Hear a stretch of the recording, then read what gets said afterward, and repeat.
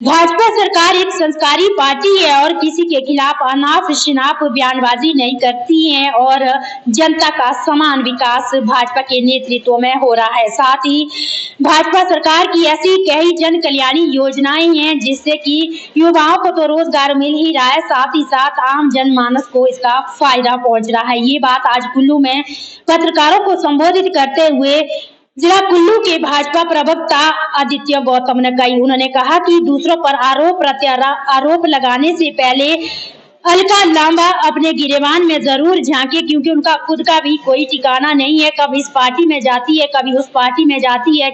कुछ दिनों पहले अलका लांबा जी द्वारा और कांग्रेस पार्टी के द्वारा कुछ प्रश्न चिन्ह लगाए गए थे, जिसमें एक सेब के मूल्य पे था।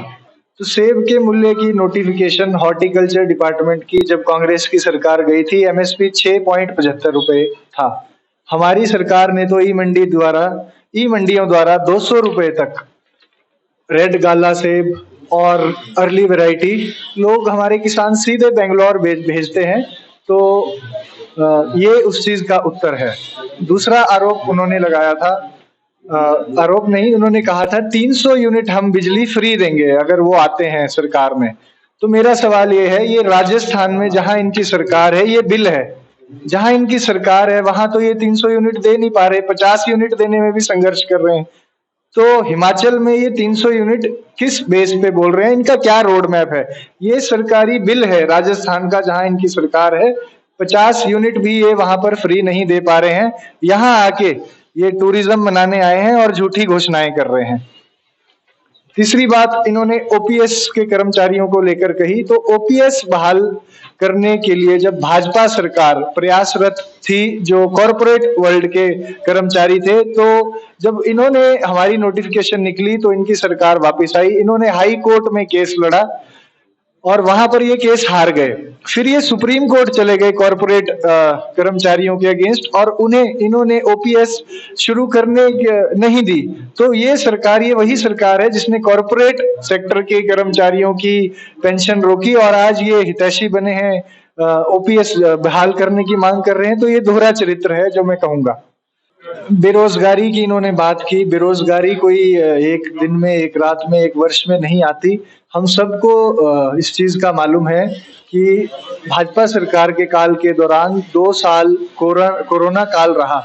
इसने सबकी कमर तोड़ दी। कोरोना ने सबको परेशान करके रखा।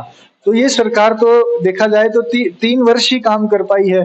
तो निश्चित ही जब जैसे स्वावलंबन योजना है और बल्क ड्रग फार्मा अब आ जाएगा, तो हिमाचल एक फार्मास्यूटिकल का एक हब बन जाएगा। तो इससे रोजगार जनरेट होगी। फिर अग्निवीर योजना से भी रोजगार जनरेट होगी। इन्होंने उसके बारे में भी कहा कि बच्चों के हाथ में बंदूकें थमा देंगे। तो इस मोहतरमा को इतना नहीं मालूम कि खाली फौज में एक महकमा नहीं होता जहां बंदूक और गोली थमा दी जाती है। वहां पे 150 ऐसे और डिपार्टमेंट्स हैं जहां पर आदमी, जैसे ट्रांसपोर्टेशन हो गया, कुकिंग हो गई और मेंटेनेंस रिपेयर हो गई, तो वहां भी नौकरी आदमी कर सकते हैं। और इनको ये बता दें कि सिंगापुर और इजराइल जैसे देश में तो 2 साल की नेशनल सर्विस करना अनिवार्य है। इससे बच्चे अनुशासन सीखते हैं और साथ में राष्ट्र भावना उनमें जागती है। एक और बात जो मोहतरमा ने हिमाचल में आके कही थी, भाजपा एक संस्कार युक्त पार्टी है। तो हम ऐसा कतई नहीं कहना चाहते थे, मगर इन्होंने स्मृति ईरानी जी को सिलेंडर सिंड्रेला कहा। तो क्या ये वंडरिंग वुमेन है? वंडरिंग वुमेन मतलब जो एक पार्टी से दूसरी पार्टी में, दूसरी पार्टी से तीसरी पार्टी में, मतलब एक जगह स्थिर नहीं रहते। अपने आप तो ये कांग्रेस में युवाओं को शामिल कर रहे हैं। अपना स्टैंड इनका स्पष्ट नहीं है। ये पहले कांग्रेस में थे, फिर ये आम आदमी पार्टी में गए, फिर वहां से भी ये वापिस आ गए, फिर ये कांग्रेस ज्वाइन कर ली। तो जब तक इनका अपना स्टैंड क्लियर नहीं है, ये बच्चों को गुमराह कर रहे हैं। ये उन्हें कांग्रेस में शामिल कर रहे हैं। ये कल को खुद तो पार्टी बदल लेंगे, बच्चों को फंसा देंगे कांग्रेस में। तो ये गलत कर रही हैं। कृपया ऐसा आरोप प्रत्यारोप पे आप मत आएं और यहाँ अपनी छुट्टियां मनाएं। जो पॉलिटिकल टूरिज्म आप करने आई हैं, और जाएं।